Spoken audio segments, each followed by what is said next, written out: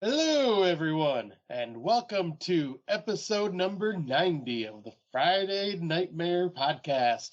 This is our year-end award show. Yes, it's been a little while. I think we recorded like right before Thanksgiving last, and then holidays kind of happened, and we were going to record this episode about a week ago, but then I ended up getting really sick, and then Heather got sick, so it's been kind of a mess getting to record this, but we are recording it, and hopefully you guys will be hearing this a couple days after we've recorded, because my lazy ass is not going to wait till February to release this episode. But, as we always do, I will do the introduction. My name is Mr. Smoke Show Crawford, coming to you from the town of Swartz Creek in the county of Genesee, in the state of Michigan, in the United States of America, in the North American continent, in the Western Hemisphere, on the planet Earth, in the Milky Way galaxy. I'm fully vaxxed, boosted, and waxed, and ready to climax, and if you can, please get me wet and feed me after midnight. I'm the man with the glorious beard, a.k.a. Mother of Cats, a.k.a. the man with the humongous ego, a.k.a. Scotthausen, a.k.a. Scotty Too Hottie, a.k.a. Spanky. And with me as always is... Heather Powell from Waterdown, Ontario, Canada. And we made it to the end of 2023.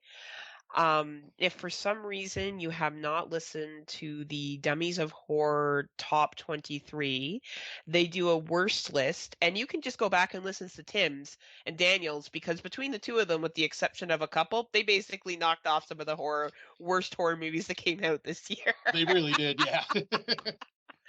yeah. Which I appreciated. I do have to say about their top 10 is I do like that even Tim clarified this isn't top 10 worst films. This is more top 10 disappointing films. And I like that he clarified that, because a lot of people say worst films, and I don't like that category. But like saying top 10 disappointing, that makes sense. And even though one of his films, which is a film that I really enjoyed, he said this wasn't made for me. And I appreciate that, right? I think it's important that as horror fans, we acknowledge that not every single film is made for us, and that someone else out there may enjoy it, except for Skinamarink. Anyone who has that as number one, get the fuck out of here with your pretentious bullshit. Get the fuck out of here. If it's in your top 10 because it was different for you and it was something new, that's absolutely fabulous. But if you're going to tell me that that film was better than when Evil Lurks, Evil Dead, Infinity Pool, talk to me. You can go fuck yourself and stop listening to our podcast right now, because there is no way in any objective world that film was better than those four. Yep, if it's that movie that's cool, but like, come on now. Yeah, I was gonna say that movie may have affected you more than other films, sure, right? But yeah, everyone knows my thoughts on that damn movie, right? Like on the poster you made this year, of like you mean like, why is there so many feet or something like that? That's this is Canadian. That's why everyone thinks we're weird. That poster got shared around everywhere. The filmmaker drops his cell phone and aims it at the ceiling. Oh, there we go. We got a shot. And, again, I will give credit to that film and how it was made, because I'm going to take a wild guess that either one of us will be talking about it. We don't do worst of, or, dislike ones. I think we do like disappointed or overhyped or underhyped. Yes. So I don't think I bring it up at all, but I want to give credit that it was something new and different. And I think that's what 2023 brought us. I don't know if anything from this year stood out to me as, well, there's a handful that did stand out to me as incredibly well-made films that I would go back and watch again and again. But I would say this was a year of variety, that people tried different things. Even the film The Endsmen, which I'm, known as not being a fan of, it tried to do something different, and I do give credit to the filmmakers for that. Right. Nope, I'll say there were a lot of unique takes on films. I mean, yes, there was a lot of sequels and prequels as well, but it gave us a nice variety. And I will say, earlier in the year, I was really shitting on 2023, but honestly, as the year progressed, this always tends to happen, but this year I noticed it even more. Was later in the year we got a lot more better films. I'd say the first 6 months I was worried I was not going to be very happy with the top 10. It was going to be, I was like, there's a couple good ones, and then there's some that I'm like, I wouldn't even buy these, but they are okay. But now I'm happy with my top 10, and I got a lot of good honorable mentions. Yeah, I agree with you. I think this year did turn around, and I think with any year of horror or any year of movies, you're always going to have stuff that stands out as a real highlight among the masses, ones that people like because it hits them differently. Your artistic films, your political films, your slashy, stabby, sixth entry in a series, so to say. And I think that's what we got this year. We got a variety. I don't think this was a horrible year in horror. I think if you say that, you obviously, are probably an average horror fan that watches Shudder and perhaps just all the cinema releases. You probably don't even watch all of Shudder if you think this year was average, because there may have been Shudder movies that came out that weren't 10 out of 10, but fuck, there were some very clever ones that Oh, yeah. came out this year, right? So, we have our awards as we always do. We're a little different in our podcast. We do our awards, and then Scott and I scan through a top 10, but I do have a special surprise for Scott for my top 10 this year. Ooh. Yes. Scott has said that this is the year of Heather being gaslit. So I have come up with my gaslit top 10 and my real top Oh, 10. nice. Top 10 that Love it. made fun of me all year on, and then the top 10 that's actually my top 10. Oh, I love it. That is awesome.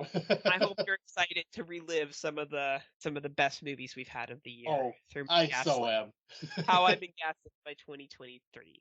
So I guess we'll kick this off with our first award, which is Best Shutter Film. That's what you have on your list, right? I'm opening it up, double checking. Yep, best Shutter film. Awesome. So Scotty, what were your films for Best Shutter? All right. So for the runner-up, I am gonna, or an honorable mention, I am gonna give that Hell House LLC Origins, the Carmichael Manor, because this was, everyone knows, like probably remembers me talking about how I love the trilogy. Like even part 3, I know a lot of people don't like it, but I really did enjoy it as well. But Hell House LLC Origins, the Carmichael Manor kind of went back to its roots and was just more simplistic in its storytelling and didn't go over the top. And I just had such a great time with this movie. It had some good creepy moments. It was a bit of a slow burn, kind of like the first film was. But yeah, I really dug this one. And I would say it's tied for my second favorite of the 4 movies now. Then my award itself will go to When Evil Lurks. Fuck, did this movie just hit me in the feels. It was just so disturbing and dark and unique and violent and just disturbing in so many ways. This screamed a Scott film, from like smoke show film all the way through and through. This was amazing to me. Like such a well-made, horrifying film. Agreed. I thought this year on Shudder was quite interesting. I know Matt Woods from The Internal Spotless of the Not So Dark Mind. Is that what it is? The eternal darkness of the not so Uh, spotless mind. Fuck, Matt. You know that I love you. I know Matt was very disappointed with Shudder this year. Now I know the UK gets different releases than what we get in Canada, and let alone what you get sometimes in America, right? Sometimes Right. we get different things. So I will say that I felt Shudder was very much worth the investment this year. I enjoyed majority of the films that came out on Shudder. Some of them stuck with me more than others, and my runner-up was Influencer. I thought that Nice. that was social media done right. I thought the main antagonist in it, I've seen her in a couple other films since, and I think she's A, quite a good actress, and B, I thought she presented someone who's basically a psychopath quite well.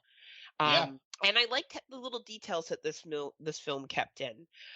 There's one character that gets lost in a survival situation, but previously we hear that she was a Girl Guide and went far up in the Girl Guide levels, which would allow her to survive in this situation. I liked that. Exactly. I liked that little tie-in. I thought that was really well done.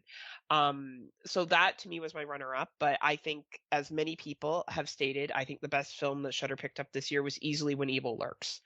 I think that this film was incredible when it came to special effects, practical special effects, like Chef's Kiss. Yeah. Like I don't think you could do better. I think this film had the ability to make you feel, make you laugh, make you be scared. I think Tim summed it up perfectly that you would go through periods where you were actually feeling anxiety in this film for the characters in it. And you did not know how it was going to end. And it kind of felt like it was like an adrenaline roller coaster that you were on for 2 hours or however long the movie was. So I applaud Shudder for picking that one up, along with other ones that were picked up this year. But I do think that was a standalone for Shudder. So excellent work, Shudder. I look forward to continuing to renew my subscription this year. Yeah, they've already released one episode or one movie for 2024 too. I Awesome. watched it yesterday. Awesome. We'll save that for the next We'll save that for another day. Yes. So it looks like the next one on my list is going to be the best Netflix film. That's what I have too. All right. So for me, Netflix had been very hit or miss. And I didn't get to watch a lot because I had lost access to Netflix for a while. So my runner-up, I have a feeling this one, we may hear about this, but my runner-up is The Strays from earlier this year. I just found that this film made me feel very angry and shocked me at points. Like it's a bit rusty in my brain just because it was so earlier on in the year. But for me, my best film from Netflix was Re/Member. I guess this is based off of a manga, but I had so much fun with this one. I enjoyed the characters. I enjoyed the monster. It felt like you were watching an anime or a manga, but live action and portrayed that way, even when it came to the music and all that. And I just had a lot of fun with this one. Agreed. And I think, again, we're highlighting the international horror that Netflix brings in, because The Strays is a movie from the UK. Oh, yeah, so that's right, it was. Right. So even though it's in English, it was technically a United Kingdom film. So Netflix, I have Netflix. I had it all year round. Let me tell you, Scotty, you didn't miss much. I kind of figured. Right. And I think the thing is with Netflix is that they get a handful of films and that are horror that some of them are really great, some of them are average. I think Remember is an excellent film, though it did not make my list and it's not one of my runner-ups. I do think it should be acknowledged as a great fucking film. Absolutely. Probably would be my third if I was doing a third. But Nice. My runner-up for me was The Conference. I thought The Conference was very funny. Oh, I missed this one. Yeah, very, very on the nose for anyone who's ever gone away for a workplace retreat. Very on the nose. Very silly, very over the top. It's a slasher, probably one of the better slashers that came out this year. And I think a lot of people missed it because it is on Netflix, but it's a lot of fun, and I do recommend checking it out if you haven't had a chance to. And Scott probably knows what my number one is. He kind of alluded to it. It's The Strays. This film, first of all, the main character did such a great job of being an anti-hero and then being a straight out like antagonist at the end. And the acting in this, especially in the last 20 minutes, where there's kind of a home invasion part, is insane and intense. Yeah. And when the twist happens, I literally went, "What the fuck?" Yes. Like and I think to me, that's what stands out for this movie, is a movie that can make me think about how I felt. We watched this in February, March, somewhere around that time. And for me, this many months later, to still think about it, reflect on it, I think that speaks to what a good film it was. So that is why it is my number one for Netflix this year. Overall, not bad, Netflix. Your documentaries are probably more where it's at, but thanks for bringing some good international horror. Right, exactly. It always gives us a access to films. I mean, yes, sometimes you got to do some digging for some of the films, but there's always some fun that can be, or at least entertaining films you can find down there. Yep, totally. So the next one, at least on my list, is Best on Demand. Same with me. All right. So for me, this was a tough one because there was a lot of really good on-demand films. I did narrow it down because I could have had probably like 6 or 7 runner-ups. But yeah, runner-up for this one was Dark Harvest. I just absolutely loved this film. It nailed the Halloween vibe. It was super gory. It had a really awesome monster creature design, a very cool story, which I know this is based off a book, which I bought the book and I plan on reading very soon. And man, this was just so much fun. It kind of hit that era of the 60s and did a very good job with that as well. Like, this was just an all-around great film and is going to become a yearly tradition to watch around Halloween now. I Couldn't just agree more. loved this movie. And not a movie that was talked about as much as maybe it should have been. Exactly. Like, People this was should go back overlooked. and check it out. It is an excellent Halloween themed film. It really is. Like, and the monster design was just freaking awesome for Sawtooth Jack. And even that one had like a nice little twist at the end where you're going, what the fuck? But I would say for me, people probably won't be surprised if they've watched this movie, but for me, my favorite film for that was on demand came out in December, and that is There's Something in the Barn. Excellent movie. Excellent This, movie. for people that know how obsessed I am with Gremlins, this movie is basically Gremlins but with elves, and it's so much fun and so entertaining and chaotic and hilarious. I loved all the characters, the doofus dad that's just trying to make the best of everything, and like just the mother that is just like trying to be happy and supportive and just kind of fucking snaps at the same time, and then the kids and then just the elf design was freaking awesome, and also they became quite creepy when they got pissed, and man, just all around just a very entertaining film, and once again another holiday film that I'll be adding to my yearly tradition now for Christmas.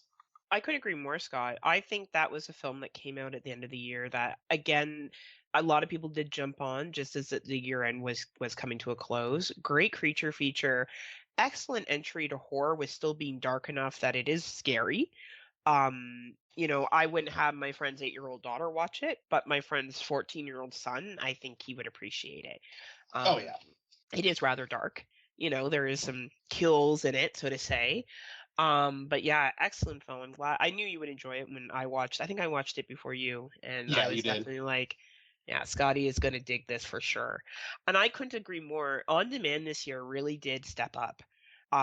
There were some awesome on-demand films this year, and I think you listed two of them that were among many as must-watches. So what stood out for me this year, my runner-up is An Angry Black Girl and Her Monster. Oh yeah. I'm a big political fan. I thought this was political horror done right, as well as I just thought the young lady was quite likable. I thought it was a great modern day telling of Frankenstein. I thought that was really, really cool. Great special effects. And best on demand movie was a movie that based on the Hindu faith, and that was It Lives Inside. And Oh wow. I really enjoyed this film. I don't know if you got a chance to watch it. Nope, the two you just mentioned I had not watched. Like I Yeah. had, because as everyone was knowing this year, I was struggling to squeeze in all the movies that I Mhm. wanted to. But yeah, one thing we forgot to mention earlier was how many movies we ended up watching. I ended up watching 137. I did 189 Nice. for 2023. So that's, our list will differ definitely because of that. But yeah, It Lives Inside is an excellent film. It takes the whole demon and possession thing and takes it down a different route that's not Christian, which is a nice nice Yeah. refresh. So I do recommend it, but also with the two that you brought to the table, like we're looking at a great year for on demand. So if for some reason you miss some of these other films, definitely recommend checking them out. Yeah, I was saying like It Lives Inside was one that, because I remember you really liking that one, and I really wanted to watch that one, and I just never got a chance to get around to it, unfortunately. It Um, happens, right? yeah, especially like trying to keep track of all the movies that I missed, and then trying to remember which ones to watch, and Yeah, sometimes it's just hard to remember it all. totally, totally.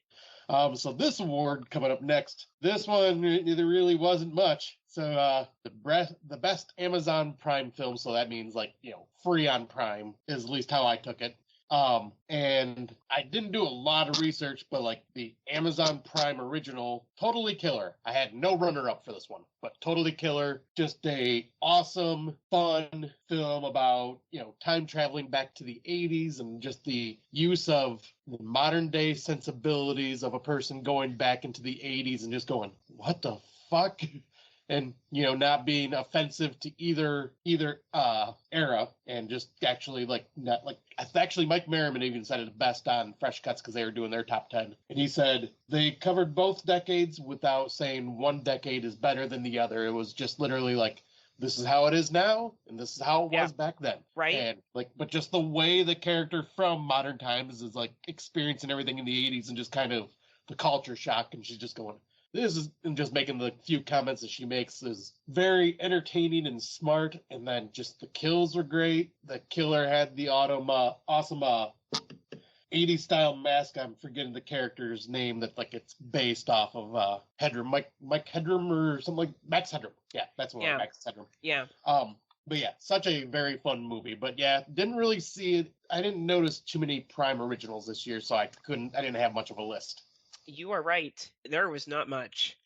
My runner-up was All Fun and Games because I actually did enjoy that one. That was a Prime one. Right? Okay, I forgot about that.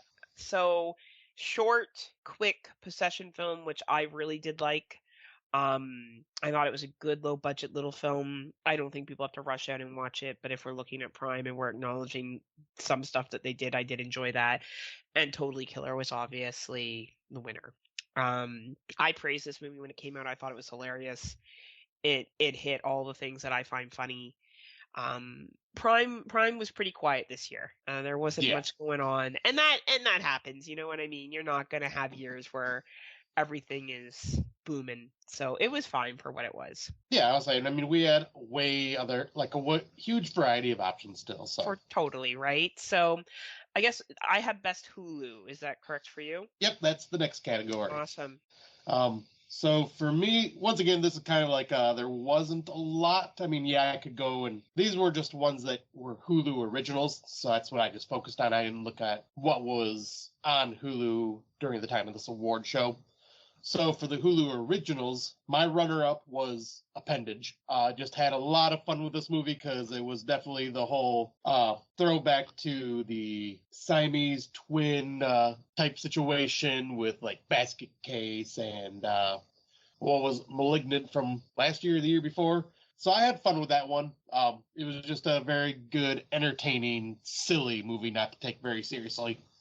But then my favorite film from Hulu, this should not be a surprise to anybody, and that is No One Will Save You. I just found this movie to be very intense. I was rooting for this girl. I found the creature designs to be extremely creepy and like fit with like, what we think of when it comes to aliens sometimes. And the fact that very tiny amount of dialogue was used and kept you entertained, kept me glued to the screen and wanting to know what's going on, and were able to tell a story without actually using dialogue.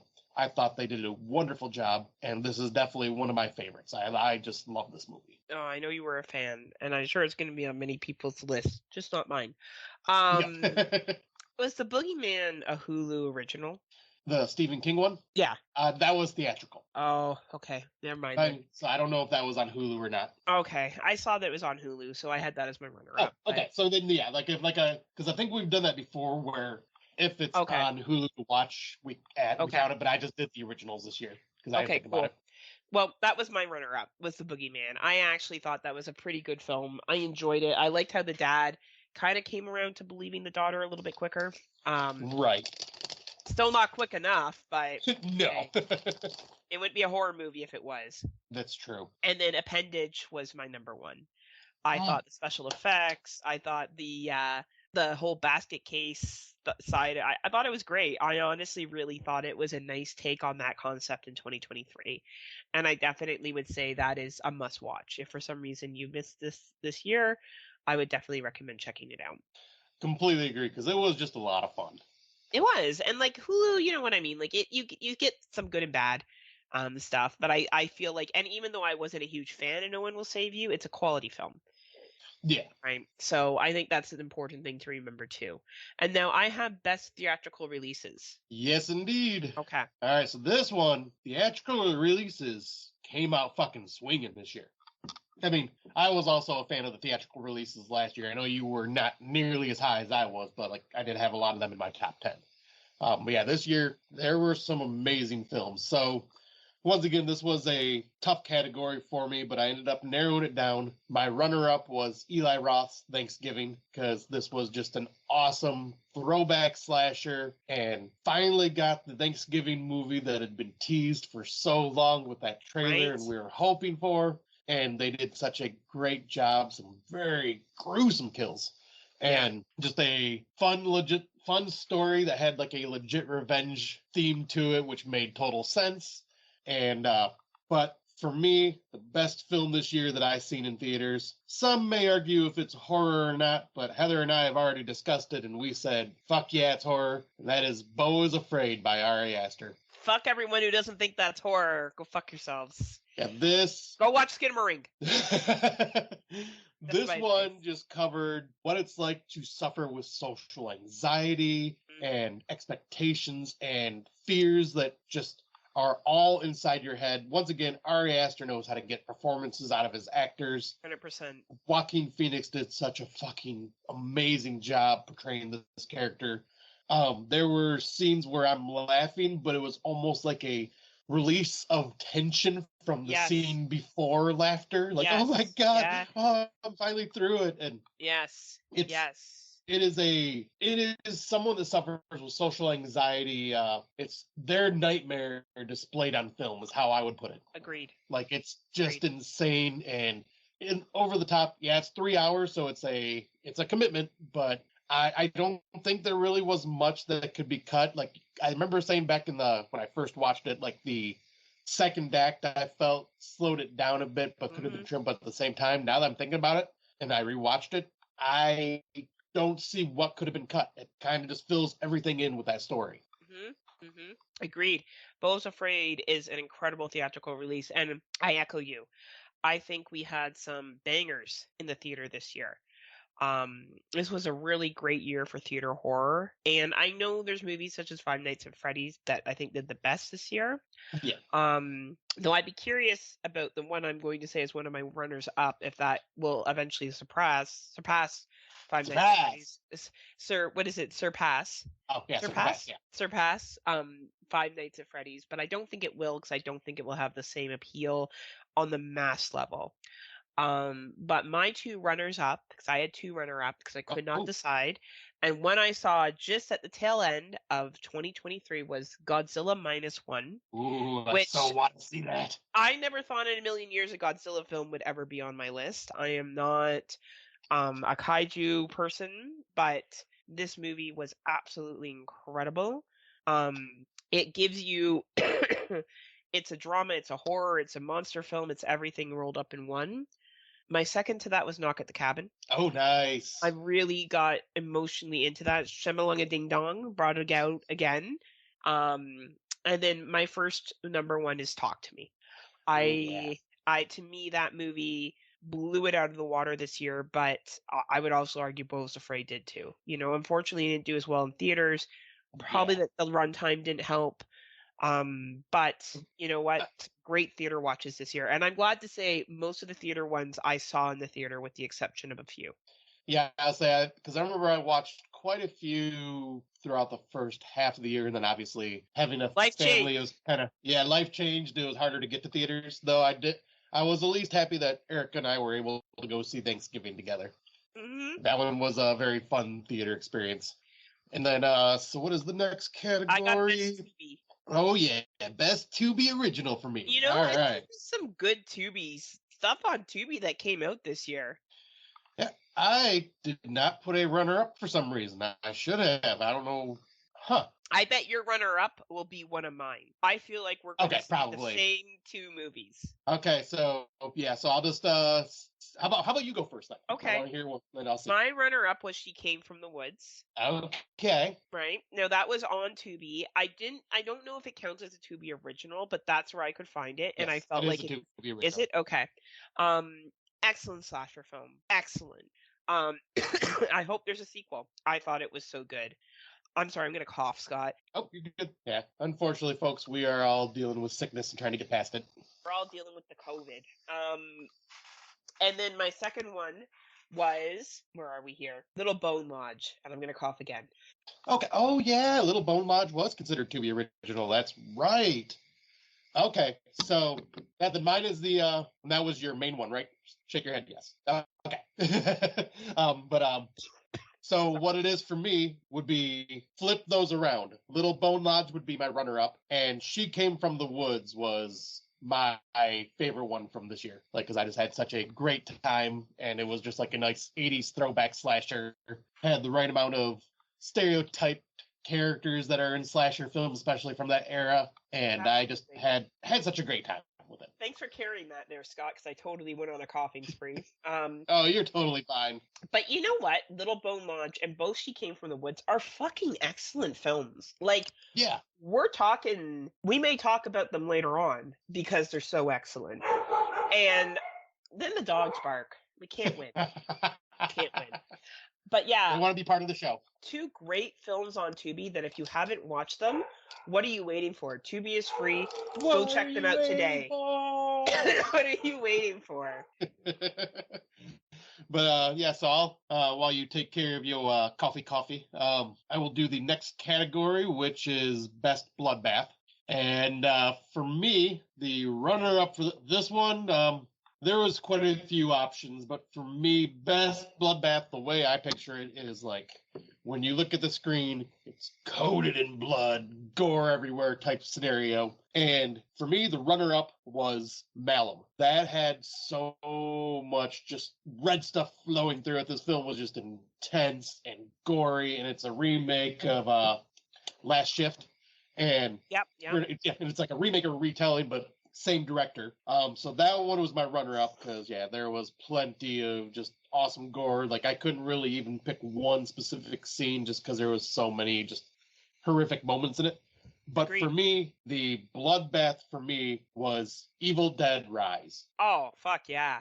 Fuck yeah. Like that, it would not be an Evil Dead film if there was not a bloodbath scene of some sort 100%. and maliciousness. I mean, from 100%. The hallway scene when the mother is just slaughtering all the tenants that are in the hallway, and you're watching through the peephole, to the ending when the main girl is dealing with the final version of the Deadites and the wood chipper scene, and good lord, there was just so much gore and brutality in that, and it totally felt like an Evil Dead film, which is one of the reasons why I fucking love this movie so much. I love that you brought back Malum because I think that movie can easily get forgotten about because it kind of quietly came out mid-year, and sometimes we forget about things that come out mid-year. So I'm glad that you brought that to the table. My best bloodbaths were actually different films, so that's kind of cool. For me, when Evil Lurks, like the whole movie was just slaughtering. It was just 2 hours of slaughter. And then, even though I'm not the biggest fan of this series, you got to give it props to where it does things well, and that is Saw 10. Always the blood, the whole thing with Jigsaw and that final trap thing at the end. Oh my god! Like as much as I said, I'm not a huge fan of the series. They do bloodbath and kills and all that right. That is a series where if you want to see some gory shit, you watch that series and you will be entertained. But I think your two were excellent, and I'm glad we're kind of coming up to these, like the Tubi stuff being so strong, the bloodbath being so strong, Shudder being strong, On Demand being strong, because I think that's showing the highlights of this year. Because too often people shit on a year if they don't like everything, but I like that we're pulling from a variety of different things. Yeah, but I was saying that's kind of one of the reasons why we, did these awards is because it showcases like all the different streaming services and rentals and theatrical and all that stuff, and gives us a way to showcase films that may not be in people's top tens, just because we do watch a lot. And also like to say, hey, you missed out on this. Like it's free on Tubi, or this is worth the rental. Like, go and watch this movie, right? I'm very excited for this next category because you and I always have different things because different things speak to us. So I'm excited to hear what you have. Oh yeah, so boy. So this one is best kill. So this is where it's just like one singular kill, like at least this is how I take it. One singular kill that stands out to me And I did have two runners up for this one. So one of the runners up is Thanksgiving, the dinner table scene at the end where Bobby, the kind of douchebag jock, gets his head smashed by the oversized hammer, and it just gore everywhere.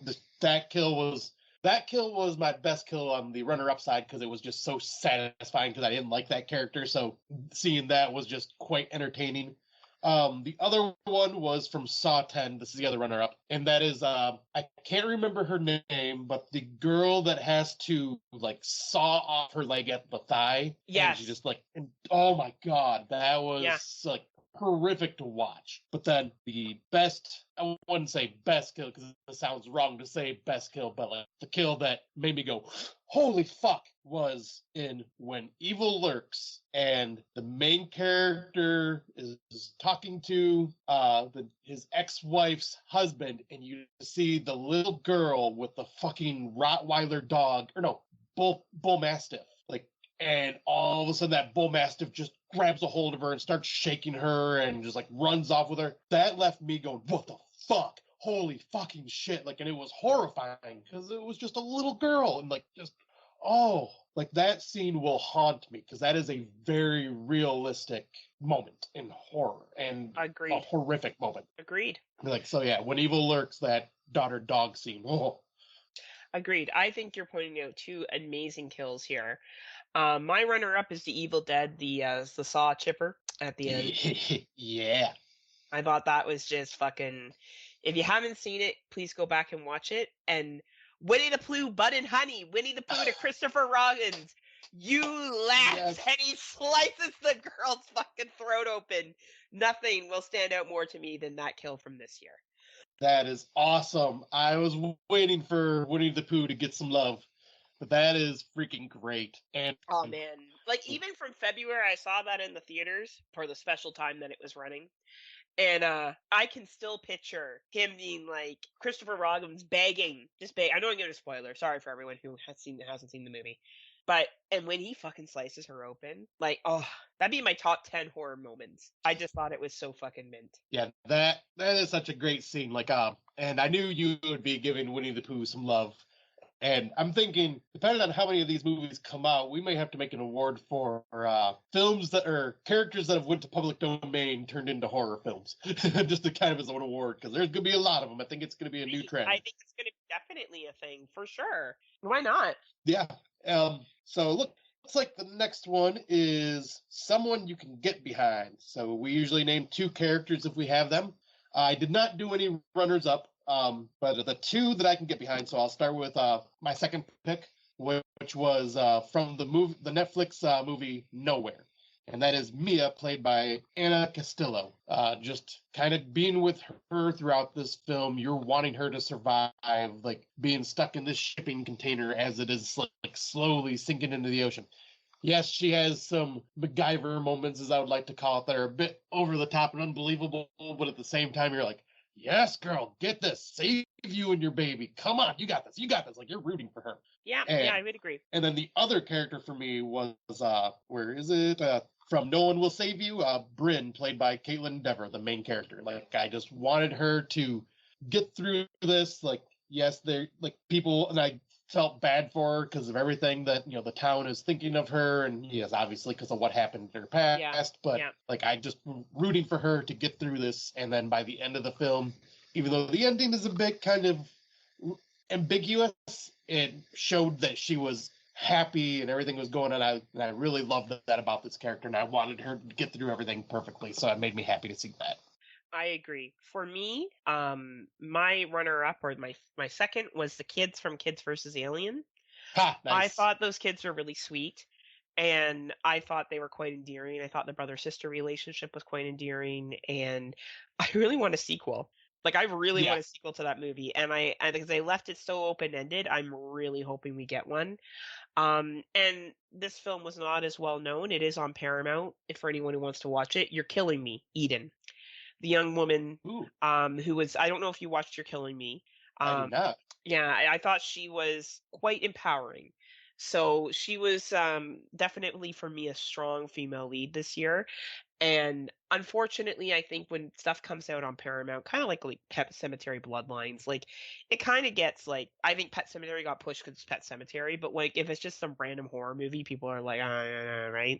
So Yeah, because I didn't even hear this one. yeah, like if you have Paramount Plus, it's on there. I think it's rented Okay. probably. Do you guys have Paramount Plus in the States? Probably, right?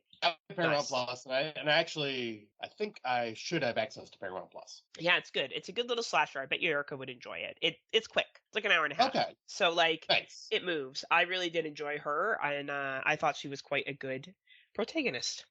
Nice, yeah, I'll have to look into that one. Then you can, yeah, and I do have to agree. Like the kids were from Kids versus Aliens were, yeah, They were especially sweet, the brother right? sister dynamic. The Like they were wrestling like, thing that they would do, and like the wrestling yeah, ring, and like yeah, like they were definitely. I wanted them all to live. You know, I definitely didn't want anything bad to happen to any of them. right.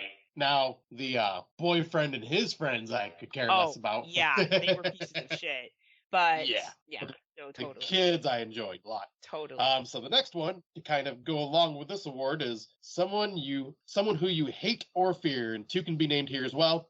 And so one of the first ones I chose was Neve or Nev, played by Ashley Maddoxy from The Strays, the mother, because Oh of yeah, what happens. what a Oh, bitch, I was so fucking pissed at right? the end of that movie. I was like, you bitch. Right? What a um, horrible person. yeah, that one was just oh. But this one, I know you'll get a laugh out of this.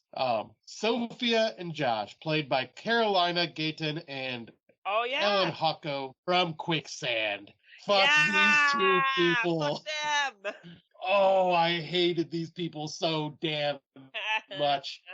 We're experienced hikers. Let's jump into the quicksand and throw a fit. And let's argue the entire time we're in the quicksand. How Ooh, I snakes want are all of a guys. sudden protective of their babies. That's my favorite. How Yeah, all of it's a fun. sudden, right? Oh, but those characters made me so irrationally angry because I'm like, I hate both of you and I don't want either of you to survive this. Oh man, that Vincent cake.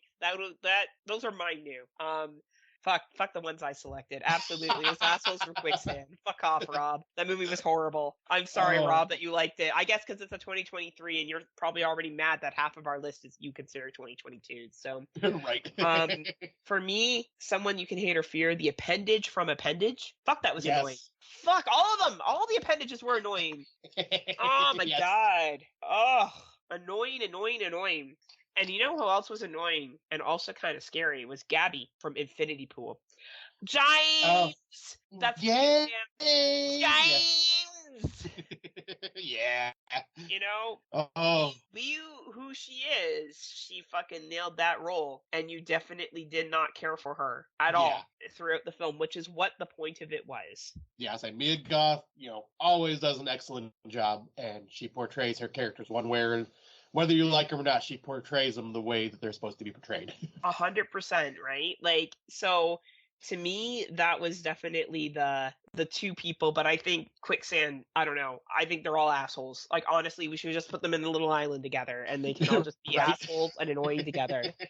And just Seriously. let them go. All right, so yeah, for this category, best tearjerker moment in horror, this is where I had messaged you because I had nothing for this Yeah, category. you had no feelings this year. Yeah, there was nothing this year that made me feel like I wanted to cry, which can happen. There's It's just one of those years. Like, do you have anything for this category? I do. Oh, you really couldn't think of anything for real? Yeah, literally nothing. Oh, I got two. Okay. The ending of Knock at the Cabin, you monster. How could that not make you cry? That didn't even register with me. You monster. Well, the ending of Knock at the Cabin for everyone who has feelings. Scott's like, whatever. Do you remember the ending? Vaguely. I do like the movie. I liked it, but the ending just didn't stick with me to that point. Okay. I'd have to rewatch it. That's fine. I'm just teasing you. And then for me, Godzilla -1. Definitely. Okay. That whole movie, actually. Because the movie, this isn't too much of a spoiler, but it takes place after World War II. And obviously there's some devastation. And right. I think for us living in Western countries, we don't think about what we did to Japan. Right. And that was hard to see, as well as specific relationships between characters. So those to me were my best tearjerker moments. They got the feels going. And then, of course, the decision that the family has to make at the knock of the cabin got to me. I knew that they were going to have to make the call, but I kept hoping something different was going to happen. Okay, now, yeah. Yeah. They're like, oh, yeah. Fuck, yeah, that would have been a good, okay. That's mine then. There you go. There's yours. Yours is also knock at the cabin. The ending. I literally sat there, like, because I'd worked on this list for 2 or 3 days, just kind of going through it and trying to changing things. And I kept going back to that category and I'm scrolling through my list of movies and I'm going, there's nothing that's like stood out to me as just like made me want to cry. Holy shit. Like I guess you could say Evil Dead Rise, because like, well, but even that didn't make me want to cry. Like it's true. There's some characters that you feel bad that are killed because there's likable people, but it doesn't necessarily pull out the emotions as much, right? Yeah, exactly. Right? So, but we can hop on to the next category, which I believe I have a few for. So let's see. Good. The best feel-good horror film. So this one, my runner-up was another Netflix original, and that was We Have a Ghost. Just the relationship between the main daughter and the ghost himself, and like trying to help him along. I thought that was just a feel-good type of ending towards the film. And then my main one, I put this as feel good because I just had so much fun with it, and it's just something that I could watch and just laugh and enjoy. And that was Renfield. Yeah, Renfield was just so much fun and feel good. Yeah, it just was just a blast. Nicolas Cage just hamming it up on screen, and totally. Just the performances all around were just over the top and fun, and just had a great time with it. Well, my runner-up is the same as yours. We Have a Ghost. I thought that was a really sweet entry-level horror film.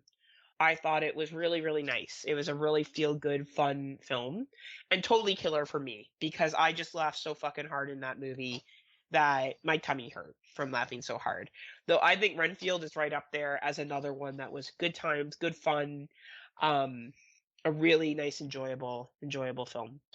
And what was yours? Mine was Ghost and what? Totally Killer. Oh, Totally Killer. Okay. Yeah. I completely Renfield, spaced out there for a second. No, that's okay. Renfield, I was just saying as well as what you said, is great. That one, like, totally, really, really well done. Yeah, that was like, because there were some definitely like more lighthearted, feel-good style horror films this year, which really was good to have. Yeah, and like you don't always need to have like the punch in the gut, which is coming up next category. So yeah, the next category is punch in the gut. So this is one that you just feel devastated with what happened. And runner-up, this one's been brought up a couple times already. Actually, both mine have been brought up. But runner-up is The Strays, when Neve ups and leaves her adult kids and husband at the very end. You're just like, what the fuck? Yeah, like fucked. Yeah, and then for a second time. Yeah, for a second time. Yes. It's like, what the hell? And then for my main pick, once again, When Evil Lurks. This time when the father sees his ex-wife just carrying his son and devouring the small child within the brain. It's like, oh, what the fuck? Yeah. Oh man, fucking heavy shit, right? Yeah. For me, it was Knock at the Cabin as a runner-up. The fact that they still have to make the choice of who lives and who doesn't, or the world will end. And for me, Talk to Me. I thought that ending was like, what the fuck? Yes. Right? And then how they leave it at the end with who the new ghost is that's being talked to, I thought was fucking excellent. So yes, those were my definitely 2 punch in the guts this year. Great choices. Thank you. And then I will go to what is All the Feelings, relationships and horror. And I don't know why. Actually, I'll get to that in a second. But my runner-up would be from Shudder, Attachment. Yeah, that's a good one. That's a good one. Both the lesbian couple, the girl going back home with her to meet her mother, and like everything that is happening there, and just like you feel for them, you want them to like, get through this together. Yes. But the main one, and this is why I'm kind of shocked that, the tearjerker moment did not pop out to me. I had Knock at the Cabin for the couple and their daughter. Just, Right. I loved their relationship so much. Like, that was beautiful, and you could tell they were, wanting to get through this, and they loved each other and wanted to be there for each other. That was a great family, and it's my runner-up as well. I think that was a very emotional horror film. Even Batista's performance was quite emotional for a wrestler. He's a wrestler, right? So like, excellent. For me, the number one was Missing, and the mom and the daughter in that. When the mother goes missing, and the daughter's passion to find her mom, to me, was pulled at the heartstrings. Excellent film. If for some reason someone has not watched it this year, I totally recommend checking it out. It will give you all the feelings. Yes, it will. Like that one, that was another one that I had thought about as well. So the next is Didn't See That Coming, Twist Ending. Mm-hmm. So I had, for my runner-up, Beau Was Afraid. Mainly because what you find out is when you find out who his father really is, and you just kind of like just staring at the screen like, what the fuck? His dad is a giant... can't really say it. Okay. Because I don't want to spoil that, but that one just left. That whole entire movie had a lot of moments where I just went, "What the fuck? what the fuck? Like, what the fuck?" Right? It literally just had that going the entire time for me. But once again, this movie is getting mentioned, and I have a feeling this one is one from Heather. But it's The Strays. That ending completely caught me off guard, where she just ups and leaves her kid and her husband. Like, right? Bye. What the fuck? So only because I'm not mentioning The Strays because we've only talked about it a lot, so I did change my answer here. Okay. My one that I watched that wasn't really a good movie, I'll be honest, but the ending of it, I was like, oh, that's interesting, was 15 Cameras. Nice. I did. That was one I still meant to watch, but you didn't sound like you made it sound like it shouldn't be. It's an movie, but I will be real. How it ends, I was like, oh fuck. Oh, like it's actually an interesting ending. And another one I didn't see coming, Brooklyn 45. Didn't see that coming. Yeah. Remember, right? Yeah, wow, that was one that I completely slipped my mind. Right? There's something that a main character does at the tail end of that film that I did not see coming.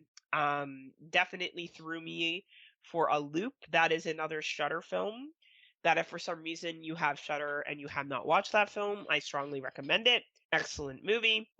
And for that reason, I won't give away the ending, but definitely did not see it coming. No, I completely forgot about that till you brought it up. Yep. Yeah, right. All right. So this one is where we get into some interesting categories that will highlight a lot of other different films, I think. So the next one up is surprisingly best low budget film, and my runner up for this one was Freeze. I don't know if you remember that one or not, but about the people that were on the boat that had like the Lovecraftian type fish monsters in it, and you look at the cover and you're like, this is gonna be bad, and then it ends up not being bad at all. It actually had like a pretty cool story and pretty cool effects, like nothing amazing, but way better than I had ever expected it to be. And then my number one choice for this was The Outwaters. Yeah. There is a very good film in this low budget. Like, there's a very good film in here. I wish we would have seen a little more, but I understand that this is what they were going for with their very limited budget, was like the flashlight pinhole lighting, which made you go, what the fuck? Yes. This could have been in my top 10 if there was more to it and I was able to see more, because I thought for the budget they had, what they showed was very effective. Agreed. For me, my runner-up was Phantom Fun World. This Nice. was a very low-budget slasher film that I thought was actually quite endearing. And then the first one is The Gesture. I thought The Gesture was a great film. I think that came from, I can't remember who produced it. It's like a well-known that they do like a lot of like Screambox maybe? I don't know, something like that. And it's basically, people say it's a Terrifier ripoff. It's nothing like Terrifier. I don't understand. Is it because it's a clown? It's a Probably. completely different concept. The gesture is a internalized thing. Anyway, those are two great low budget films that came out this year. The Phantom Fun World is very low budget. Yes, The it gesture is. has more money to it. But I thought both put a great effort forward and were good movies. Yeah, I did not get to see The Jester. This was one that I once again forgot about. But Easy it to was do. one that, yeah, I say, but it was one that I wanted to watch just because I remember you talking to me about it. But yeah, just slipped my mind. But the next category is worth the high budget. So this one for runner up, I had Renfield Very because I nice. figured for the high budget, like it definitely had a bigger budget if it's going to have like Nicolas Cage and the guy from The Menu and some of the other Oh yeah, actors they've had in it. So like, and some of the special effects they did. yeah, So I yeah. thought it was worth the high budget. And then my number one film, it's getting some love again, but that is Beau is Afraid. Fuck yeah. Two very well high budgeted films. Mine was Godzilla minus one, Infinity Pool. I know there's some Oh people out yeah, there like Tim that's not a fan of Infinity Pool, and that's totally fine. But that film did an excellent job of creating a beautiful, like high budget, well put together, polished film. Nothing but praise for Infinity Pool and nothing but praise for Godzilla minus one. And I don't have anything for Hulu Into the Dark because I don't think they're making those anymore. Oh shit, nope, I actually deleted that category. So Awesome. Good. So my next one is most politically relevant. Is that what you have too? yes, it is. All right. So most politically relevant. For some reason that's weird. Me to go? You want me to go? Yeah, I got checks on it because something that it's almost like I put the same answers twice It's okay. for So the next two categories. mine was Angry Black Girl and Her Monster. I thought that it handled the concept of systematic racism extremely well.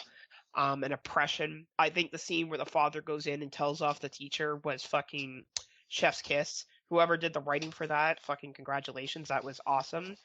To me, that's probably a movie that not everyone's going to appreciate, but it did a great job of pulling in social economics, racism, and also into an entertaining horror film that's, a new version of Frankenstein. So I really enjoyed that one. Nice. And that was your runner up. No, I didn't have a runner up. To me, I kind of Okay. looked at it this year, and I kind of thought Beau is Afraid, but I thought Beau is Afraid deserves some other things, so I left it out for another award. All right. Yep, that makes sense. One that I put for politically relevant because that is the category, right? Because I'm looking on my letterbox at the moment. So yeah, there was some screw up. I somehow almost looked like I copied and pasted from my other category that's underneath this one. So I just went to Letterboxd. Nice. So my runner up, I would have to give the shout out to The Blackening. Yay! Yeah.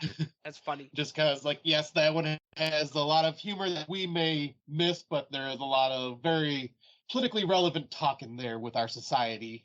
But then Wrath of Becky is my main pick, just because dealing with the Proud Boys. Oh yeah, good point. Her version of the Proud Boys and the plans they had, and so yeah, those are the two that I had gone with this one.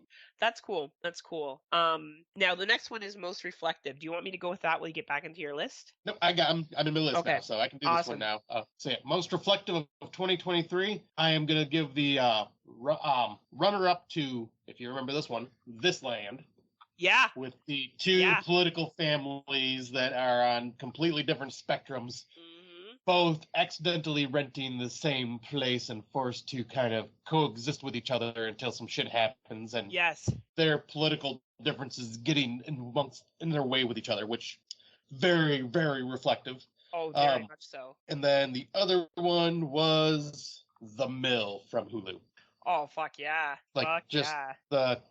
The whole, this is what happens when you, as like, in the broader sense of this movie, this is what happens when you work hard for a company. The company expects more and more out of you, and continuously more and more out of you, until you are just used up and just tossed aside.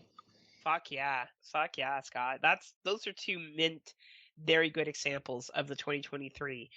For me, I thought The Blackening, again, when we look at individuals, from the Black community coming out and making films and calling out racist tropes, I think that obviously groups who have received racism are the best to call out the tropes and to find humor in them and bring some kind of comedy to it. So I thought The Blackening was absolutely awesome.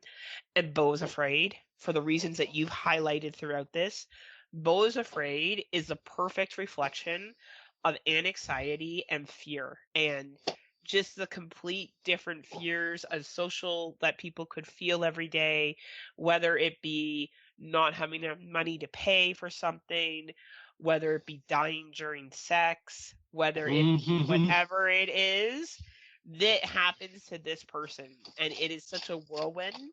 And I think it really reflects what people have been dealing with post-pandemic and anxiety as well, right? So definitely Beau's Afraid and then The Blackening were my two. That is, very good choices.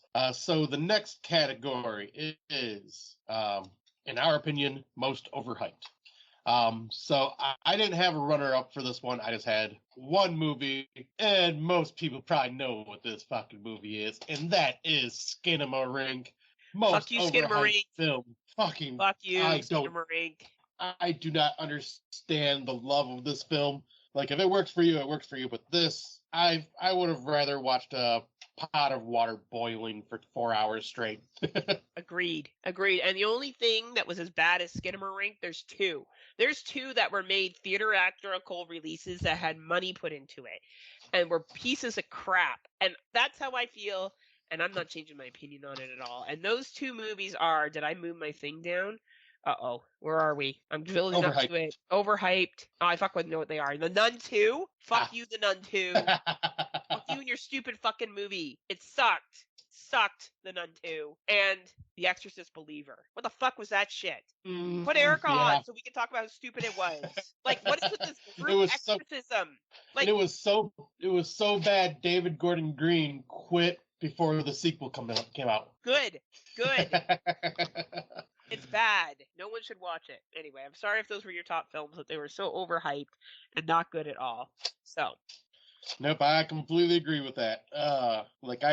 They were so overhyped, and I already knew what they were going to be. I didn't even bother watching them. But the next one is the exact opposite category, which is most underhyped, because ones that we feel not many people have really talked about. And you brought up one earlier, so the runner-up for me is one we have not talked about yet, and that is Unwelcome. That was a Shudder, released on Shudder, about the goblin/gnome-like creatures.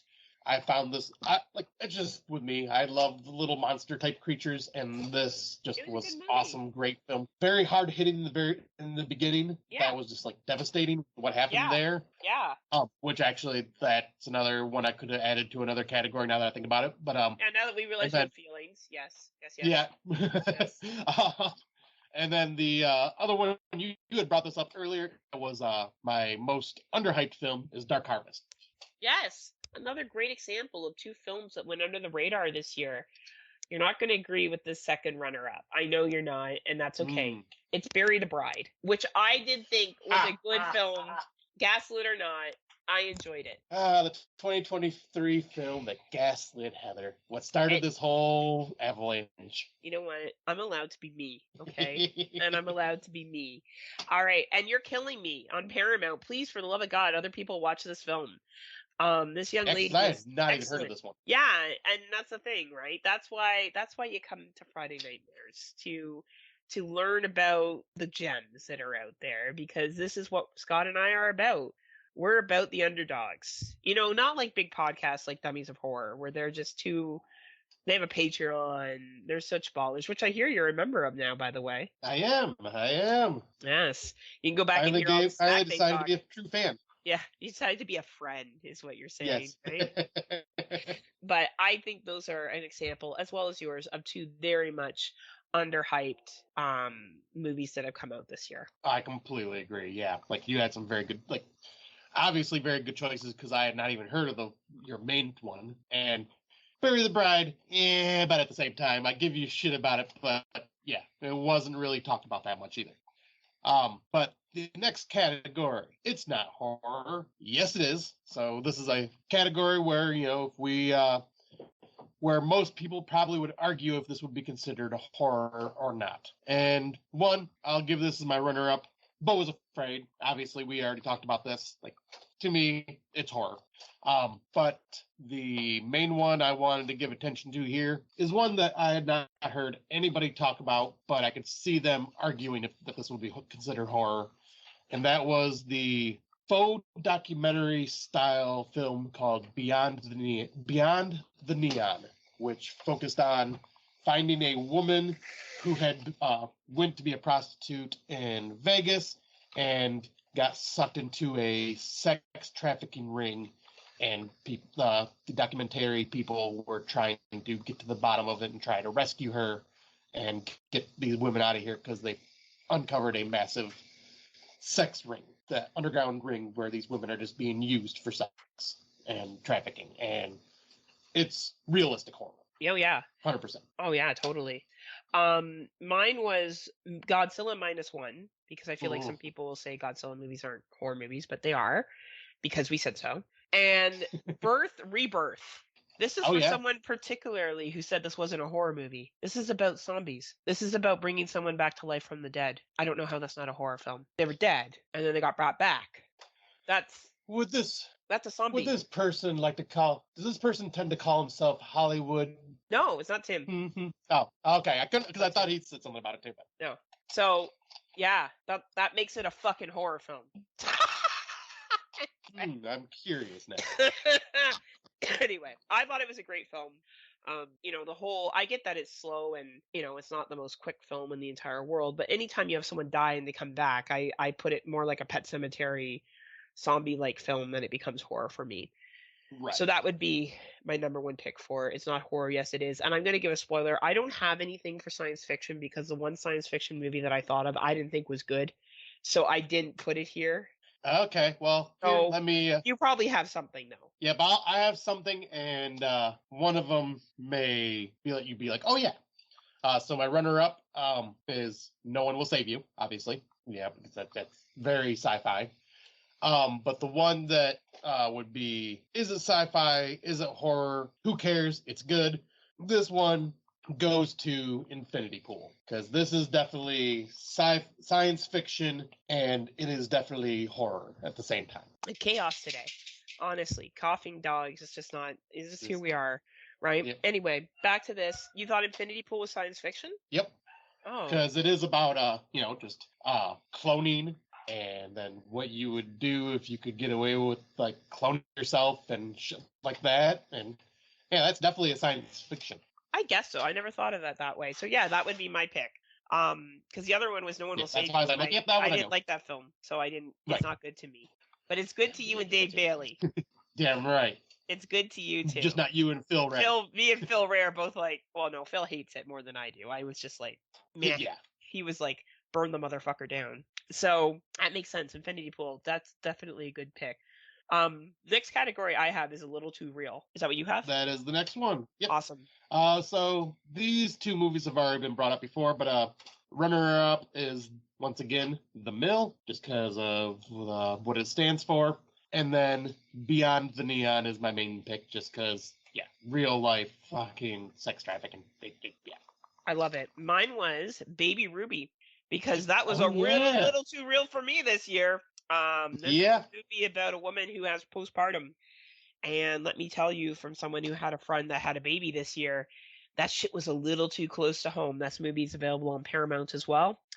And Night of the Hunted. It's what's dropped on. Okay, this is one I did not watch. And it's a shooter film. And I don't know. I think any kind of shooter film is a little realistic in the United States. I don't know. Because there's shootings every fucking day. So I think this was a little too realistic as well. So Night of the Hunted is on Shudder and Baby Ruby is on Paramount. Nice. And the next one is Best Documentary. My runner-up for this was the Hulu original Monster Inside, talking about the guy that runs McCamey Manor, because that is just a very informative. That was a good doc. That was a really good doc. Yeah. You're right. Yeah. Like that one made me feel very uncomfortable hearing the stories. Absolutely. But then, just like every year when this comes out, it's always my number one choice, and that is In Search of Darkness. Part 3. How could it not be? How, with the movies they covered in this, they had so many hidden gems that I was trying to write them all down because there were so many movies I had never even heard of from the 80s. I'm going, what the fuck is this? I need to watch this because they just look like so much fun. And they do such a great job of just covering all these categories. Totally. I agree with you. So, In Search of Darkness was my number one, but I wanted to give a shout out to Sharksploitation as well. I thought that was an excellent documentary as well on Shudder. Both of these are on Shudder if anyone is interested. Slower year for docs this year, but those two definitely stood out, along with the one about McKinley Manor. Absolutely well done. And then that Sharksploitation one was another good one because I think there was only like 4 documentaries I watched this year. It wasn't too many. Yeah, same here. Yeah, all right, the next one is Best International Film. So this one, runner-up, I got Talk to Me, because it is an Australian horror film. Yeah. Very, very good, very unnerving and unsettling, just like A24 loves to do. I cannot wait to see what these guys come up with for their next film, because I think it was a film duo that were YouTubers that made this movie from what Tim was talking about. Yep. But yeah, amazing horror film. And then, of course, When Evil Lurks. That's just one of the best international movies I've seen this year. Agreed. For me, the only ones that I brought up that were different was I thought Project Wolf Hunting that came out earlier this year was excellent. Another one I missed. A really, really good zombie ship outbreak film, and The Conference as well, the one I mentioned earlier on Netflix. So Project Wolf Hunter, I think, is video on demand, and then The Conference is available on Netflix. Nice. What was the Conference? I really want to watch Conference. And then what is next? Ha, that's funny. Best horror comedy.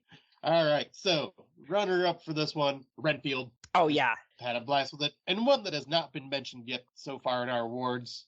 But goddamn, was this movie just so freaking hilarious? The trailer portrayed it exactly what it was. This movie knew what it was, and it went into it. And it, unfortunately, though, because of its success, created a lot of terrible rip-off, low-budget films. But that is the theatrical movie, Cocaine Bear. Same. I loved this movie so damn much. It was so damn funny. Cocaine Bear was hilarious. And it just doesn't get enough love. Like, it got love in the beginning of the year, but I hadn't heard many people bring it up. And like as Daniel Luffy said it best, it's the bear with the cocaine. It's what I expected. Right? It's exactly what I expected. I found. Right, then, so, can you tell me a story, best anthology film of the year? Wow, there was one, Scott, that I was able to come up with, and it wasn't even one I really liked. Yeah, this year has been pretty rough. Congratulations, you win by default. VHS 95 or 85. Oh, 85. Sorry, that was 95. 85. Yep, but I didn't get the fucking name of it right. That's how much I cared about the anthologies this year. Yeah, this year was rough for anthologies. I do have a runner-up, but that's just because there was like a whole whopping 5. So I was like, yep. So I was like, tell me a creepy story that I found on Tubi. That one was okay. Yeah. Had some good stories in it. But then, VHS 85. I did really enjoy that one. But then the next category is We're Stranded, Best Survival Horror Film. This one I have this one is The Mill for my runner-up. Yeah, agreed. Samesies. And perfect. And then my main award goes to, for this, Nowhere, being stuck on that shipping container. Agreed. Oh, wow. That's very rare for us to have the same ones. And Nowhere is on Netflix, so if people haven't seen that one, it is available on Netflix. And very good movie. Very, very good movie. Yep, I had a few issues with it, but still, good movie. Then the next is The Hauntings Done Right, Best Ghost Film. This was hard this year, because there were ghost films. Yeah, this one they just weren't great. There were some good ones. There were comedies. Oh, no, there were some... Listen to my categories, and you'll probably be like, okay, oh, shit. Okay. So, runner-up, Talk to Me. That's all about speaking to ghosts. And The Hauntings there, once again, amazing, fucking scary-ass movie. And then Malum. Oh, Malum! Yeah. My choice. Yes, that's a good one. Yep. Because, yeah, that one's got legit spirits haunting you. I mean, yes, there is also a cult and all this shit, but that's why the spirits are there, is because of that cult. That's a good one. I didn't think of that. I had Talk to Me, but I didn't even think of Malum. So good one. All right. And then you didn't have a runner-up? Oh, no. No, I would have Malum. Okay. No, that's a good one. Okay. Yeah, I'll say, yeah, that's... All right, so then we move on to the next one. Let's exercise the demon. Best possession film. Once again, these two have been brought up before, but runner-up for this one is When Evil Lurks, and then my main one, because if you're speaking possession, at least in the eyes of Scotty, if there is possession, it is Evil Dead. Evil Dead Rise, fucking awesome possession in that. Yeah, I think Evil Dead's Rise was my first one, but I actually really liked Pet Sematary Bloodlines. Oh, nice. I actually thought for a prequel that I had very low expectations for. It was pretty good. Yeah, I had some issues with it, but it was not as bad as I was expecting it to be. Yeah, like I thought that the possessions were pretty decent. Again, it's not available on Paramount. I sound like I'm plugging Paramount. It's just that happens to be where these movies are. And definitely Evil Dead Rise. Like, you don't get better possession than Evil Dead Rises, right? Exactly. Yeah, that movie's just chef's kiss. Then this fun category. Oh, for fuck's sakes. Stabby, pokey. Oh, yeah. Oh, no, that's not. I'm looking ahead. Sorry. I'm looking ahead to the next one after that. But yeah, the slasher film's a little nicer one.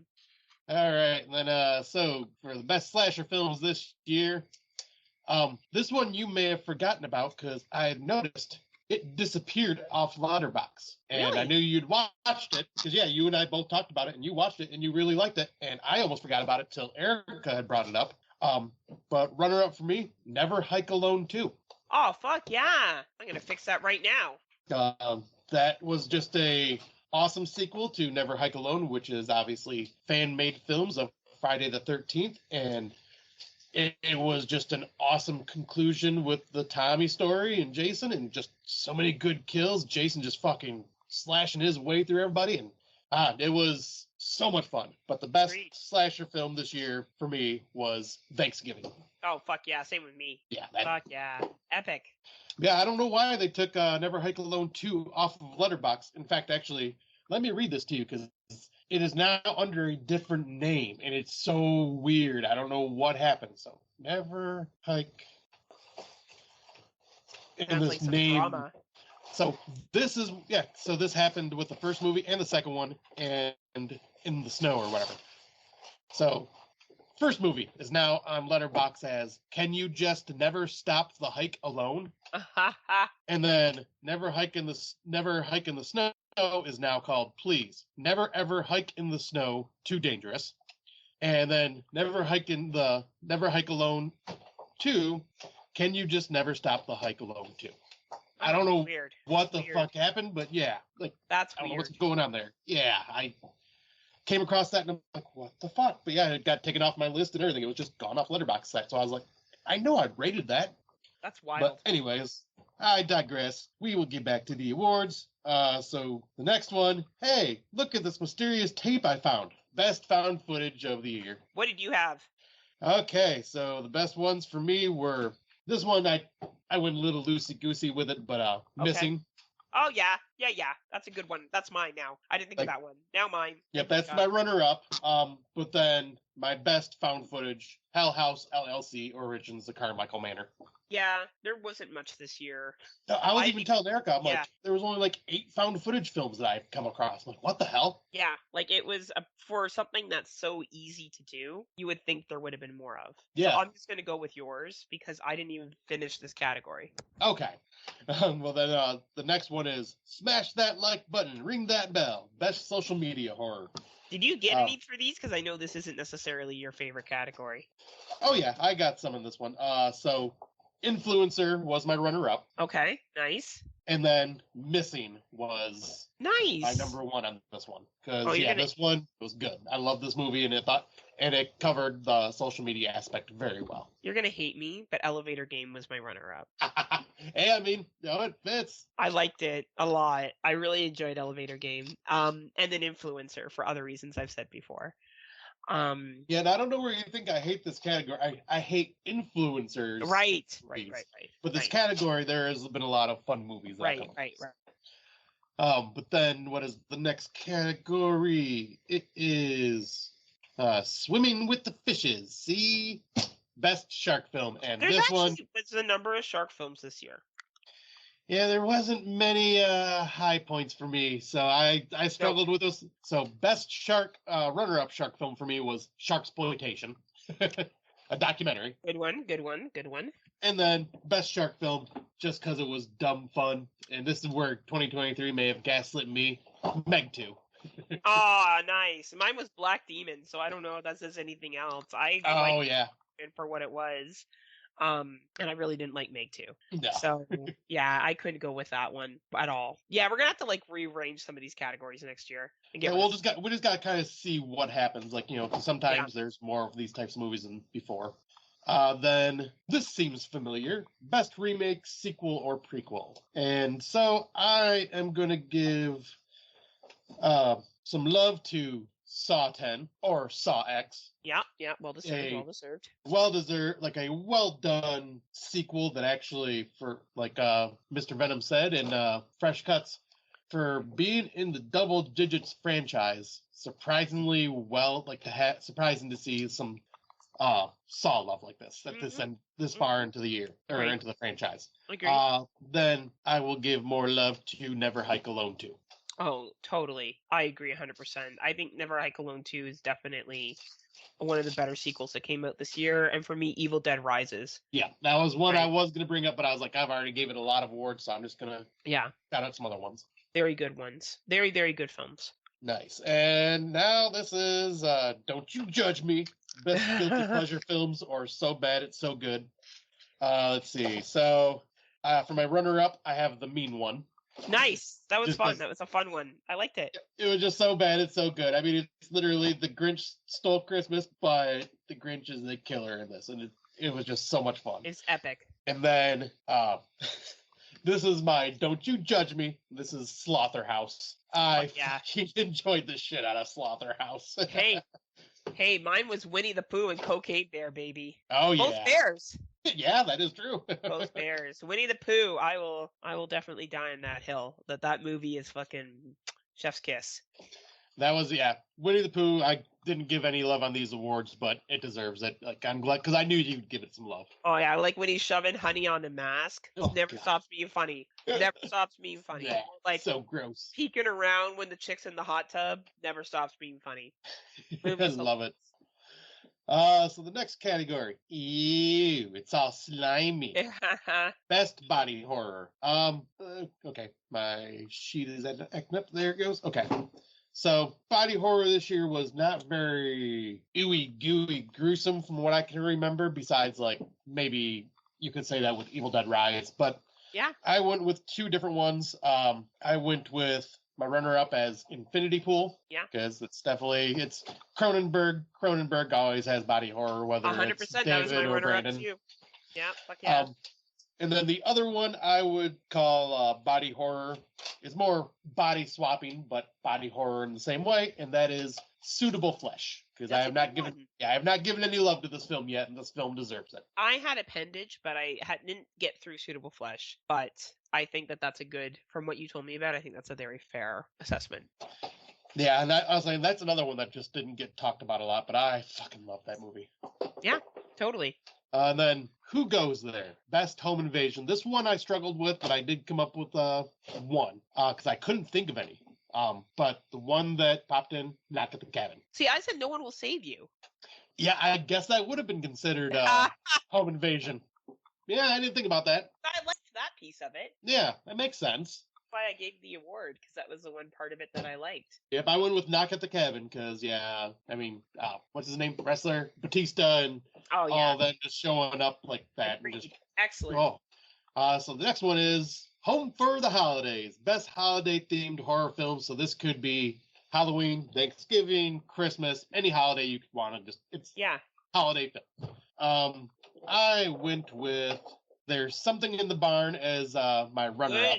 Good. And then Dark Harvest as my main choice, because gotta have good representation of Christmas and Halloween here. So I really enjoyed It's a Wonderful Knife. I thought it was cute. Oh, you're gonna have Tim throwing a fit. No, I thought it was cute and fun and fluffy. And Thanksgiving, obviously, for obvious reasons. Yes. We've already talked about it, so. All right, and then what is this? Low budget done right. Best indie film. So this is just like one of the better independent films that we've seen this year. And my runner-up was Malum, because, yep, that was definitely an indie film. Yep. And then one of the better ones that I'd seen this year, I'm giving it love again, but When Evil Lurks. Yes. Excellent. For me, it was The Gesture and Phantom Fun World. Ah, nice. I repeated it. And then this one should be interesting. Yay, best non-horror film. I just watched Barbie yesterday. Oh, I'm curious about that. It's not the film I'm going to pick, but it was interesting. It was interesting. It was entertaining enough for what it is. Yeah, well, yay, movies. Yeah. Best non-horror film. So, yeah. This one, I had two. The runner-up was the Super Mario Brothers movie. That was actually quite fun and did a great job with representing probably the best video game adaptation to screen. And then, just because I am a huge fucking nerd, Dungeons and Dragons: Honor Among Thieves was a freaking blast. If you are a fan of D&D, they nail the D&D world perfectly. They bring in so many things. You're going, oh, I know this. Oh, I know this. Oh, I know this city. I know this. Blah blah blah. Like, and you just catch all these little Easter eggs, and they even represent the characters, like a group of your friends together trying to play D&D as these characters, basically, because they just screw up and just do stupid shit all the time, and it is so perfect. Chris Pine does great. It's just a lot of fun, and I'm a big fantasy dork, so like this was totally. Love the movie. I love it. That's awesome. For me, it was a documentary called the Twin Flames documentary, Escaping Twin Flames. Fucking wild, everyone. And you want to watch some guy make a business out of convincing people that there's someone out there for you that's your twin flame, and you have to find them, even if they're married to somebody else, and convince them to be with you, and they'll charge these coaching sessions to teach you how to do that, and they make thousands and thousands and millions of dollars. Fucking wild. Netflix, Escaping Twin Flames. Wild. Wild. Interesting. Oh yeah, it's wild. It's gonna be a horror movie one day, hands down. Huh. Yeah, I've never even heard of that. It's crazy. I'm gonna have to look into that. Oh yeah, you gotta check it out. And was that a runner-up or was that your main? That was my wing. That was the biggest thing. All right. So the next one is someone to keep an eye on. Best first-time feature-length directorial debut. This one, I had one category. I didn't have a runner-up for this one, but the director is Samuel Bowden, and he is the one that directed, because this movie has not gotten any love yet this awards, but he's the one that directed Cobweb. Nice. That's well earned. Yeah, this movie, very creepy, very well directed and acted and everything. This movie is awesome. Well, mine is Jason. I'm probably going to brutalize his name, especially now that I'm sick. Ian Steiner, he did Kids vs. Aliens. He's also mostly done VHS shorts, so this was his first full length. Okay. And I hope to see more from him. I think he is a good director. I thought Kids vs. Aliens was a phenomenal movie on Shudder, and I hope he comes out with more stuff. Nice. Yeah, I would definitely like to see more that he does. I did not realize that, that was a first time directing for him, too. Yeah. Well, he's shorts, right. but first time feature, right? Because, that's what, feature length. Because, that's the same thing with Samuel Bowden. He did a lot of shorts. Yeah. But, awesome. Yeah, that's a good one. And then let's see. Well, that looks real. Best practical effects. Once again, it feels like I'm just repeating these, but these ones, there's a reason. Evil Dead Rise for runner-up, and When Evil Lurks. Because the effects in that just... Ugh. Fuck yeah. My only difference is my runner-up was Saw 10. Oh yeah. Right? And then I guess we're at our last one before our top 10. Oh, we got two more. Oh, I'm at my last one for top. Because there's Pretty, most stylish film, yep, and then I got that. And then I've never seen this before. Best first time watch horror film from I have something previous I can years. name off for that. That's easy. Yeah, I figured you would. Yeah. But so this category is that's pretty, most stylish film. This one I didn't have a runner-up, but Beau is Afraid, the most stylish film, especially that second half. Oh yeah, like dude, I'm right there with you. That 100%. That's the most stylish film of the year. 100%. Just beautiful and just very unique. Crisp and clean. That was the same one you chose too? Yeah, it was actually. All right, nice. Great minds think alike. Hell yeah. And then the next one the final award is, I've never seen this before, best first time watch horror film from previous years. Oh, what's yours? I didn't watch that many this year. Like, I think there was I ended up watching like maybe a total of 40. Like, there was a lot that I started but then fell asleep to. But the one that stuck with me was Ganjam Haunted Asylum. Nice. Yeah, that was a good one. That one was very intense found footage. Oh, man, that's a great fucking one. Mine was Critters. Yeah! And I'm going to say Await Further Instructions 2018, a British film that was very on point. It's on Shudder, if anyone hasn't watched it yet. So Critters from 1991 and 1986. And Wait Further Instruction from 2018. Both excellent films. But I only watched 45 films this year that were not 2023, but new horror films. It was slow for me this year. 45 is a low amount. Yep, same for me. I was like at 30, between 35 and 40. So as we know, this was the year of Heather being gaslit. Yeah, I can't wait for this. So I have my real top 10, which I will do after this list. But I'm going to quickly go through my gaslit top 10. Number 1 is Snowfalls. I should say number 10. Number 10 is Snowfalls. I don't even know if there's 10s here. I just listed down all the movies that you made fun of me for liking.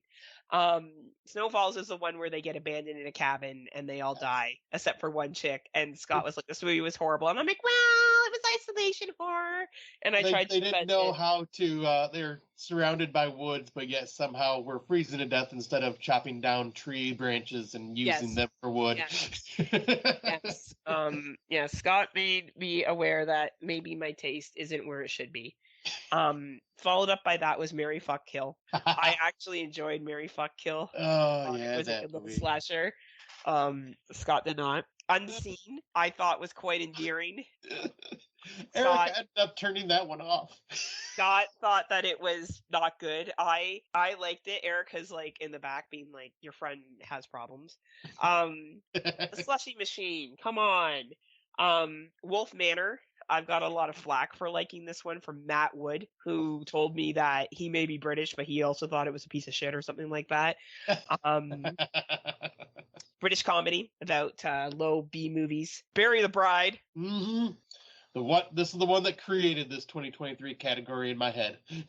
Right. Frost, which is the young lady who gets stranded in the car and freezes to death. Oh, God. Yeah, I actually enjoyed it. Yeah. The Nun 2, because we talked about it so much, it's actually just me saying I really love it. And Ends-Men, because I have to pretend like I don't like it, but it's actually one of my favorite movies. Dave Bailey told you that one. I really want to get a jacket, the same color. Elevator Game, even though nobody likes it but me, because I like cheesy teenage films. And of course, my number one movie, Killer Book Club. Oh God, yes. I forgot all about this one. Number 1, to which my friend Mark, who listens, shout out Mark, sent me a private message and said, Killer Book Club? ? As that's you liked it? Like, what is this film, Heather? And because I said I loved it. And you know what? I liked it, and I'm not going to be ashamed anymore. And that's my top 10 for this is Heather not being shamed list. Right?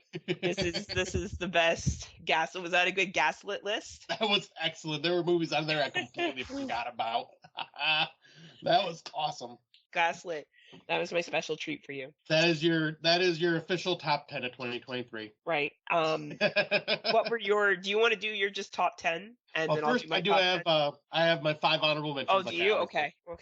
Yep. So, my honorable mentions are Renfield, Never Hike Alone 2. Nice. Cobweb, Unwelcome, and then Suitable Flesh. Very nice.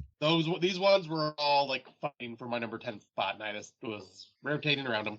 I get that. And then, do you want me to do my top 10, or do you want to do honorable mentions? I'll do my honorable mentions, and you do your top 10. So my honorable mentions were The Conference, She Came from the Woods. The new film I like that to be in. She Comes in the Woods. I'm hoping to be in next year. Woods. Oh yeah. With Matt Wood, wink, wink, nudge, nudge. The Blackening, Little Bone Lodge, Totally Killer, Missing, and then finally You're Killing Me. Nice. So what are your All right. reels top 10? All right. For the real top 10, do you want me to just do 10, 9, 8, go all the way down? Okay. Yeah. All right. So my number 10 for 2023 was Thanksgiving. Nice. Awesome slasher. We've pretty much talked about all these movies that are on this list. So my number 9 is Talk to Me. Nice. Just great. Number 8 will be Rob Humphrey will be very happy to hear Infinity Pool, though he'll probably be disappointed that it's not number 1. But Wow. But Infinity Pool, we've already said what we need to say about these films. They're all great. Number 7, excuse me. Number 7, Malum. I really these are the ones that start speaking the Scotty language. Excuse me. We're all coughing. I hear Eric in the background. Yeah, I'll say we all dealing with that shit. Right. So yeah, number 7 was Malum. The number 6 was Dark Harvest. Number 5, No One Will Save You. And then this is where, these are the Scotty. You should expect these. Nice. Evil Dead Rise is number 4. Oh my God. Okay, continue. Number 3 is There's Something in the Barn. Uh-huh. And then number 2 is Beau is Afraid. No fucking way. Yep. And then number 1 is When Evil Lurks. Oh, man. Okay. Number 10, Knock at the Cabin. Number 9, The Strays. Number 8, Kids vs. Aliens. Number 7, The Angry Black Girl and Her Monster. Wow. Number 6, It Lives Inside. Number 5, Winnie the Pooh, Blood and Honey. I was waiting for it. Everybody who doesn't think that's a great movie. Evil Dead Rise is number 4, baby. Holy shit. Wow. Infinity Pool, number 3. Nice. Beau is Afraid, number 2. Wow. And Talk to Me was number 1 for me. No shit. I'm shocked. I'm shocked When Evil Lurks did not make your top 10. I thought it was great, but it did not speak to me like these other ones did. That is totally understandable. Excellent movie, though. Definitely recommend it. But if I thought about what touched me in my special places was these films. And that's a wrap on 2023. Yeah, that's awesome. We actually had some, our top 10s were, very different, but I had some that were right in the exact same spots. Which is cool. Crazy. Yeah. Which is very cool. And I have watched 0 2024s. You've watched I have watched 1. And? Okay. I mean, I'd say watch it because it's 2024 film, and we don't have a lot right now. So I'd say watch it because it's entertaining, but it's We're going to have to cut back our awards next year, because what are you going to do after you watch 20 movies? We're not going to be able to do awards. I know I'm going to be pulling a Luffy next year. Right? Well, as always, thank you to everyone for listening and sticking with us throughout this year. Yeah, but thanks for being patient with us as my slow ass took a sweet time editing shows towards the last half this year. But I will be getting on this a little more frequently as long as we can get our recordings back to normal scheduling too. Let's not get too excited. I think people should suspect to hear from us from 1 to 2 times a month. I think it's reasonable. Scott and I are just busy people. And, we had to wait for all the other lists to drop before we just fucking told everyone they were wrong and came out with our list. Yeah, right. Right? So you listen to the rest. No one's as right as us. And then you listen to the best. Damn straight. Right? We some cool motherfuckers that know our shit. How mad do you think Rob Humphreys is right now that you had the mean one listed? Because he definitely is going to tell you that that's a 2022. Oh, I'm already expecting to hear some shit talking from Rob. That's 2022, not 2023. At least half the movies we talk about. He's going to be like, one person watched it at a screening festival in New Orleans on November 1st in 2022. So that means it's not a 2023. Yep. Rob has different rules than we do. Rob walks to the beat of a different drum. A very sexy. He does. That's very sexy drum, though. That's why he my boo. But the Bang Bang game, yeah. Right? So, was that the Bang Bang game? Or you guys remember? Yeah, the Bang Bang. Which wrestling? Club of the Bang Bang. You know that they're connecting with the Acclaimed. God. Yeah. Yeah, I've seen that. Right? Ever since the reveal of who the devil was. Everyone knew. I knew who it was. Yeah, it was pretty obvious. It's pretty obvious, right? almost as obvious as our top 10 lists were. Like, really, nothing was a shock. Nothing any of us eat. Like, we've been doing this so long that I would be like, yeah, this is going to be in Scott's top 10. Like, nothing of your top 10, I was like, oh, really? Like, nothing. You're right. Yours always surprises me because I'm like, okay, I know she'd love this movie, but will it be in her top 10? Well, It's and I always like, I watched don't know a with you lot because more than you watched this year. So there was some in my top 10 that you didn't see, right? So there's also Right. that too, right? So Yep, like I knew Winnie the Pooh was going to be in there somewhere. oh, fuck yeah, Winnie the Pooh. Fuck yeah, Winnie the Pooh 2, motherfuckers. That's right. Yeah, I can't wait for that. Oh, man. This shit's mint.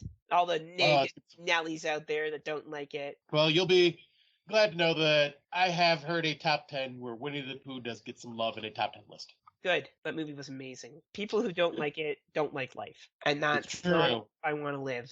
Go watch Skinamarink and be like fucking an Ensman. Dave Bailey.